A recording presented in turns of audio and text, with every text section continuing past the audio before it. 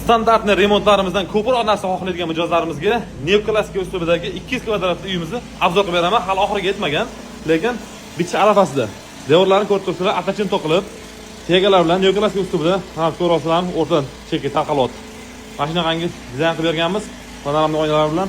Bu ayollar uchun zal, nariyoq tomonga erkaklar uchun. Yo'q, adashdim, bu erkaklar uchun zal. Bu yerda alohida eshik qilganmiz. Ko'chadan kirgandan keyin o'tda erkaklar o'tiradi. Ayollar uchun alohida oshxonaning yonida olyapti, ko'rsataman. Bu yerda spalnimiz. Aboylar ko'rsanglar, atachinda fakturali aboy qilganmiz. Bu yerda sanuzellari o'zida spalniniki. Bu yoq tomonda detskiy, bu yoq tomonda общий sanuzel. Bu yoq tomonda yana bitta spalni ichida o'zini sanuzel bilan. Spalnilar ichiga aboy berganmiz. Koridorga atachento, zallarga atachento. E'tibor bermaysizlar, bu yerda ustalar yotib ishlashyapti. Ketgandan keyin bitta obzor qilamiz.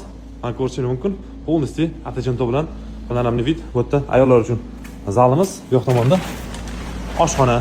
Oshxonamiz mana tayyor, mebelni olib kelsa bo'ldi. Aboylarimizni o'sha atachento fakturali bu yerga galogenlar qo'yib, registra qo'yib beramiz. Eshiklarimiz tayyor turibdi. Parket tushyapti, hozir parket faqat mana shu qoldi. Koridorimiz parketini ursak, полностью eshiklar kelib bitib ketadi. Uyimiz 200 kvadratli xonadon. Podvalda yana xuddi shunaqa 200 kvadratli maydoni bor. Mana bu spalni ichidagi o'zini nimasi, dam oladigan xonasi va ichkarida sanuzeli. Bu yerda garderob qilsa bo'ladi, kabinet qilsa bo'ladi. Spalni ichida master spalni. Xuddi shuni tegida, ya'ni 200 kvadratli podvali bor. Podvalda hozir ishlar ketyapti, o'shaning uchun pastga tushmayman. Hatto ko'rib ko'raman.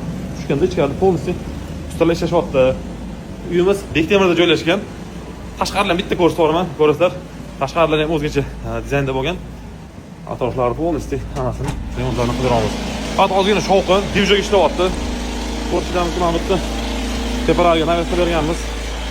Darvozaxona. Telefon bilan ashkalar. Yoq tomonda fasadimiz. Mana. Tegalar hali oxiriga yetmagan, albatta yana qarnish tegalarimiz bor. Ko'cha tomondan bitta ko'rsatib olaman. Tomosha qilishingiz mumkin. Bektemirda joylashgan Igotadagi 200 kvadratli obyektimiz. Tashqi ko'rinish mana shunaqa holatda. Quru yer edi. Mana shunaqa holatga keldi.